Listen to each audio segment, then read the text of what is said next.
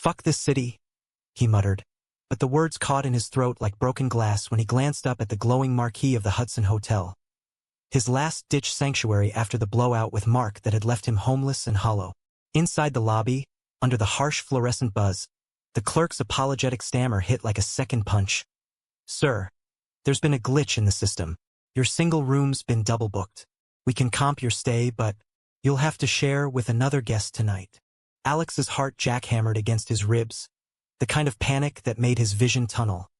Sharing a room? With a stranger? In this godforsaken week when every shadow felt like Mark's ghost mocking him from the corners of his mind.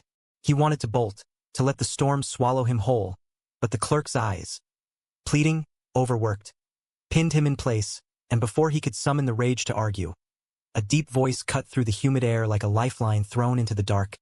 "Hey, if it's me you're talking about, I don't bite, unless you're into that." Jordan stood there like he'd stepped out of a faded Polaroid from Alex's wilder college days. Tall, broad-shouldered, with sun-kissed skin that spoke of California beaches rather than New York's concrete grind. His black curls damp from the rain and framing a face that was all sharp angles and easy mischief. He was in his early 30s, Alex guessed, wearing a faded Levi's jacket over a band tee that hugged his chest just enough to make Alex's throat dry up. Those hazel eyes, flecked with gold, locked onto Alex's with an intensity that felt less like pity and more like recognition. Like they'd both been dragged through the same invisible war. "I'm Jordan," he said, extending a hand that was calloused from, what, guitar strings? Construction? Alex didn't know yet, but the warmth of that grip lingered as he shook it, a spark jumping between their palms that had nothing to do with static electricity. "Flight got delayed out of LAX. Figured I'd crash here instead of sleeping on the airport floor." "You, Alex," he replied, his voice cracking like thin ice. "Just needed a place to not think." It was the most honest thing he'd said all week, since Mark's "I can't do this anymore. It's too much" man had shattered their 5-year bubble in Brooklyn. Too much. As if loving Alex fiercely, messily, with all the queer kid in the suburbs baggage, was a burden to shrug off like a bad habit. The elevator ride up to the 14th floor was a pressure cooker of awkward silence broken only by the hum of the machinery and the distant thunder rumbling outside. Jordan leaned against the mirrored wall, arms crossed, stealing glances that Alex pretended not to notice. When the doors dinged open, they stepped into the narrow hallway carpeted in that generic hotel beige, the air thick with the scent of stale coffee from the vending machine down the hall. Room 1408 was a shoebox miracle. One king bed dominating the space, a threadbare armchair in the corner, and a window overlooking the glittering chaos of Times Square. Alex dropped his bag by the foot of the bed, claiming the left side with a territorial flop, his body screaming for collapse. Jordan chuckled, low and rumbling, as he shrugged off his jacket. "Looks like we're bunkmates, then. You snore." "Only when I'm drunk," Alex shot back, forcing a grin that didn't reach his eyes. He busied himself unpacking. Jeans, a toothbrush, the dog-eared copy of The Great Gatsby he'd grabbed on impulse, its pages stained with coffee from better days. Anything to avoid the mirror across the room, where his reflection stared back. Hollow-cheeked, 28 going on 40, the weight of unspoken grief carving lines around his mouth. Jordan kicked off his boots and stretched out on his side, propping himself on one elbow. "So what's your poison? The thing that's got you looking like you just lost a bet with fate?" It wasn't prying. It was an invitation, tossed out casual as a beer at a backyard barbecue. Alex hesitated, the words bubbling up like acid reflux. Why not? This stranger, this temporary ghost in his storm, owed him nothing. Maybe that's why it spilled out, the whole ugly unraveling. Mark's slow drift into straight-passing denial after his family's latest ultimatum, the passive-aggressive post-its on the fridge, the final screaming match where Alex had begged, "Please, just fight for us," and Mark had walked out the door with half the vinyl collection and all of Alex's illusions. Jordan listened without interrupting, his face a mask of quiet empathy, nodding at the right beats like he'd heard this song before, too many times. When Alex trailed off, staring at the rain-lashed window, Jordan sat up, his voice soft but steady. "Sounds like he was running from himself more than you. I've been there. Ex who decided mid-engagement that normal was safer than us. Left me with a lease I couldn't afford and a tattoo I pretend means something else now. He tugged at the collar of his tee, revealing a glimpse of ink. A compass rose blooming over his collarbone, petals edged in thorns. Alex's gaze lingered there, heat flushing his cheeks despite the chill seeping through the glass. What did you do? After. Got on a plane. Figured distance was the only therapy that stuck. Jordan's smile was crooked, self-deprecating. And you? Brooklyn boy crashing in Midtown. Running toward something? Or just away? Away, mostly, Alex admitted, kicking off his sneakers and curling his legs under him. The bed dipped as Jordan shifted closer, not invading, just present. They talked then, really talked, the kind of midnight confessions that felt stolen from the universe. Jordan was a freelance photographer, chasing light across the West Coast. Sunsets in Big Sur, neon haze in Vegas, the raw pulse of Portland's underground scene.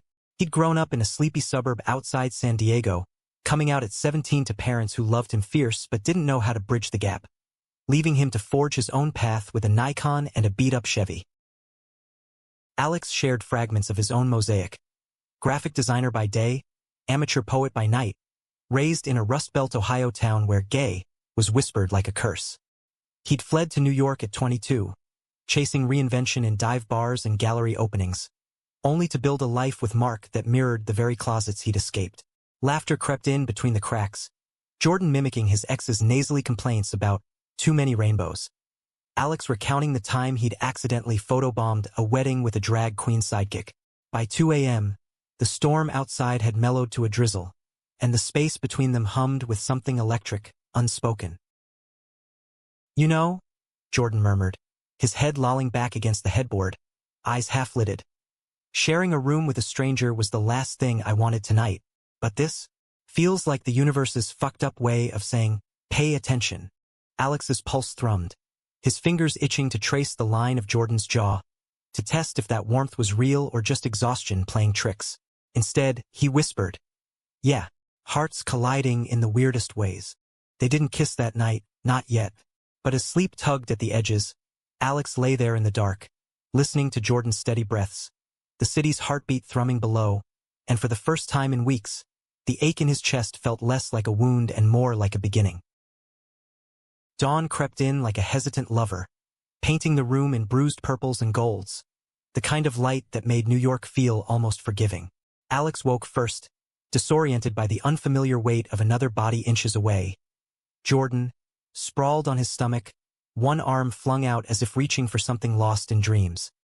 His curls were a wild halo against the pillow, lips parted in sleep, and Alex's breath caught at the vulnerability of it all. This man, this stranger who'd become a confidant in hours, unguarded in the half-light. He slipped out of bed quietly, padding to the bathroom in his boxers, splashing cold water on his face to chase away the fog. The mirror showed a man teetering on the edge, eyes brighter than yesterday, but shadowed with the what-ifs. What if this was just a rebound mirage? What if Jordan vanished with the morning coffee? Another fleeting spark in Alex's string of almosts. He dried his face roughly, willing the doubts away, and when he emerged, Jordan was stirring, stretching with a groan that was equal parts rumble and invitation. Morning, roomie? Jordan said, voice gravelly from sleep, propping up on his elbows. His gaze raked over Alex, unhurried, appreciative, landing on the tattoo peeking from Alex's waistband. A small constellation of stars inked during a tipsy night in Astoria, symbolizing the family he'd chosen over blood. Coffee? My treat. There's a cart downstairs that does killer lattes. They dressed in companionable silence. Alex in jeans and a hoodie that smelled faintly of Mark's cologne. A ghost he hadn't washed out yet. Jordan in fresh chinos and that same tee, now rumpled like a well-loved secret. The lobby buzzed with early risers. Suited execs barking into phones, tourists snapping selfies under the chandelier. Outside, the air was crisp, laced with exhaust and pretzel steam. The streets alive with the symphony of horns and hurried footsteps. Over steaming cups on a wrought iron bench in Bryant Park, the conversation flowed like it had never paused. Jordan pulled out his phone, scrolling through a gallery of shots. Ethereal fog rolling over the Golden Gate. A drag brunch in the Castro captured in bursts of glitter and grit. This one's my favorite, he said, tilting the screen toward Alex. A lone figure on a pier at twilight, back to the camera, shoulders slumped against the vast Pacific, evoking a solitude that twisted something deep in Alex's gut. "Looks like regret," Alex murmured, tracing the screen with his thumb. "Or letting go." Jordan's eyes met his, holding steady. "Both, maybe. That's the beauty of it. Photos don't lie, but they let you rewrite the story." He paused, sipping his coffee, then added softer, "You ever think about getting out of here? New York chews you up if you let it." "All the time." Alex's laugh was bittersweet. "But it's home. Messy, broke, brilliant home. Where else do you find your tribe in a subway car at 3 a.m.? He thought of the underground poetry slams in the village, the pride parades that turned chaos into catharsis, the anonymous hookups in back alleys that sometimes bloomed into something real. Like this? He wondered, his knee brushing Jordan's under the table, neither pulling away. The day unfolded like a stolen interlude, a bubble of possibility in the city's relentless churn. They wandered, first to the High Line, where rusted rails bloomed with wildflowers and the Hudson glittered below, Jordan's hand grazing Alex's as they leaned on the railing, sharing stories of first loves gone awry. "Mine was a lifeguard named Tyler," Jordan confessed, wind tousling his curls. "Summer fling turned obsession. He ghosted me when college started. Said his bros wouldn't get it. Broke me open, but taught me to swim alone." Alex nodded, the parallel stinging. "Mark was my anchor, until he cut the rope." He didn't elaborate, but Jordan's quiet "I see you" in the squeeze of his shoulder said enough. Lunch was falafel from a truck in Chelsea Market, eaten cross-legged on the floor amid the din of vendors hawking artisanal cheeses and fresh oysters. Laughter came easier now, laced with flirtation. Jordan's teasing, "You design logos? Bet you could ink something killer on me." Met with Alex's playful, "Only if you pose for the reference." By afternoon, they were in the Strand, buried in the narrow aisles of used and rare, fingers brushing over spines as they debated Kerouac versus Baldwin. Jordan pressed Giovanni's room into Alex's hands. "This one's for the road ahead," and Alex slipped a dog-eared Whitman into Jordan's bag, whispering, "For the wild ones." As dusk fell, painting the skyline in fire, they circled back to the hotel, the air between them thick with anticipation. In the elevator, Jordan's hand found Alex's, thumb stroking the knuckles in a question that didn't need words.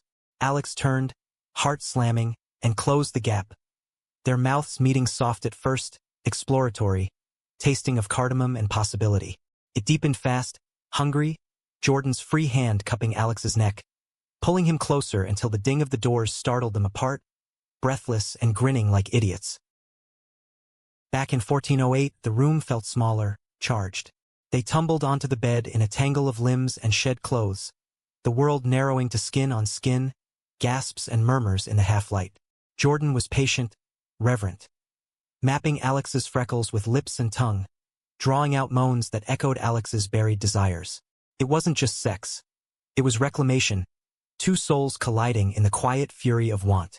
Afterward, spent and sated, they lay entwined, Jordan's heartbeat a steady drum under Alex's ear.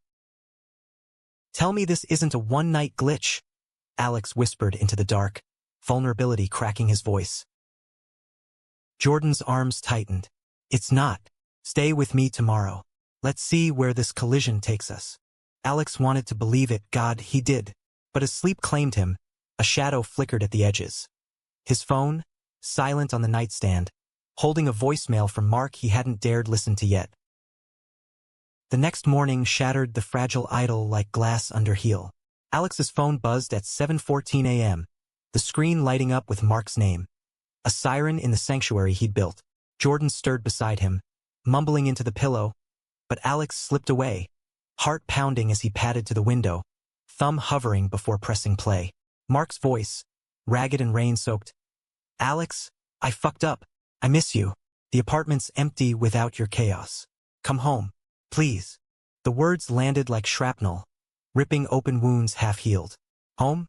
After the gaslighting, the maybe if you toned it down barbs that chipped away at Alex's pride? He deleted the message, but the echo lingered, a poison seeping into the warmth of Jordan's gaze when he finally turned back. "You okay?" Jordan asked, sitting up, sheets pooling at his waist. His concern was a bomb, but Alex forced a nod, throat tight. Just ex-drama. Nothing new. He climbed back into bed, seeking distraction in Jordan's arms, but the kiss felt edged now, shadowed. They checked out late, the clerk comping breakfast with profuse apologies for the mix-up that had, ironically, sparked something real. Over eggs and bacon in the hotel cafe, Jordan sketched plans on a napkin. A weekend in the Catskills, away from the city's claws, where he could shoot landscapes and Alex could sketch by the fire. No glitches, no ghosts, Jordan promised, his foot hooking Alex's under the table. Just us. It sounded like salvation. They took the subway uptown, Jordan's camera slung over his shoulder, Alex's duffel lighter now with the weight of possibility. At Penn Station, they grabbed tickets for a spontaneous Amtrak jaunt, Hudson Valley bound. 2 hours of rolling hills and stolen glances. On the train, Jordan's head on Alex's shoulder, they dozed into a rhythm, waking to the conductor's call and the scent of pine through the window. The cabin rental was a rustic dream. Cedar logs, a stone fireplace, a porch overlooking mist-shrouded peaks. They arrived as twilight bled into night, unloading groceries, wine, steaks, Esmores fixings. Like they'd done this 100 times. Dinner was simple, laughter-fueled, Jordan's stories of rogue shoots in the Mojave blending with Alex's tales of client nightmares. After, by the fire, wine loosening tongues, they made love again. Slower this time, eyes locked, bodies speaking what words couldn't. Stay, build, believe. But the shadow followed. Late that night, as rain pattered the tin roof, Alex's phone lit up again. Not Mark, but a text from his sister, Lena. Mom saw the pride pics online. She's worried about you. And Mark called, says you're spiraling. Call home, Alex, before it's too late. Spiraling. The word ignited old fuses. Memories of Ohio basements, Bible study whispers. The night he'd come out and his father's silence had been louder than any scream. He powered off the phone, but the doubt festered. By morning, it boiled over. Jordan found him on the porch, staring at the fog, coffee gone cold. Talk to me, he urged, settling beside him, hand on Alex's knee. It's stupid, Alex started, but the dam broke. The voicemails, the texts, the pull of the familiar hell he'd fled. Mark's circling back, like nothing happened. And my family, they love me, but it's conditional. Like I'm a project to fix. What if I'm just broken? What if this, he gestured between them, voice cracking, is me running again? Jordan's face hardened. Not with anger, but pain. You're not broken, Alex. You're human. Messy, yeah, but that's the point. I thought we were building something here, not patching over cracks. He stood, pacing the creaky boards. I've got my own baggage. Ex who sued me for emotional distress after I wouldn't closet up for his career. Left me cynical as hell. But you make me want to try again. Unless you're not all in. The accusation stung, mirroring Alex's deepest fear. I am. God, I am. But what if it ends like the rest? Betrayal? Ghosting? The slow poison of not enough? Jordan stopped, cupping Alex's face, thumbs brushing tears Alex hadn't realized were falling. Then we fight for it. Together. No half measures. They clung then, fierce and forgiving. The kiss a vow sealed in salt and need. Days blurred into a haze of hikes through fern-choked trails. Jordan's lens capturing Alex's midlaugh against autumn blaze. Alex's sketches filling a notebook with Jordan's profile. Strong jaw, thoughtful eyes. The curve of his smile like a secret shared. Nights were firelit confessions. Jordan's fear of roots after years of wandering. Alex's dream of a gallery show that screamed his truth unapologetically. The betrayal came on the fourth day, unbidden as a thief. A knock at the door, UPS, or so they thought. But the envelope bore Jordan's name, forwarded from L.A., court papers from his ex, alleging fraud in their shared assets. Dredging up lies Alex had never heard. Jordan's face drained of color as he scanned the pages, crumpling them with a curse that echoed off the walls. He won't stop, Jordan snarled, pacing. Thinks he can drag me back into his narrative. And now, fuck, Alex, if this leaks, my gigs dry up. Photographers with drama? Blacklisted overnight. Alex reached for him, but Jordan flinched. What if you're collateral? I can't ask you to wade into this shitshow. Don't, Alex pleaded, voice raw. We're in it. Let me help, calls lawyers, whatever. Please. The argument escalated. Words like daggers. Jordan's pride clashing with Alex's desperation. Old wounds reopening. You think love fixes lawsuits? Wakes the dead. Jordan shouted, the cabin shaking with it. I shared a room with you, not my life sentence. The slap of the words landed harder than any hand. Alex recoiled, storming out into the drizzle, hiking blindly until his legs burned and his lungs ached. Hours later, soaked and shivering, he returned to silence. Jordan gone. A note on the table. Needed air. Don't wait. You're better without this collision. Heart splintered. Alex boarded the train alone. The Hudson blurring past like tears. Back in the city, Mark's texts multiplied. I get it now. Let's talk. But Alex deleted them, numb.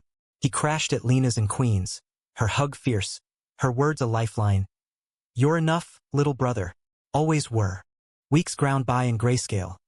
Designs submitted on autopilot, poetry slams skipped. Nights scrolling Jordan's Insta, new shoots in Seattle, no captions, no traces of them. The ache dulled to a bruise, but never healed.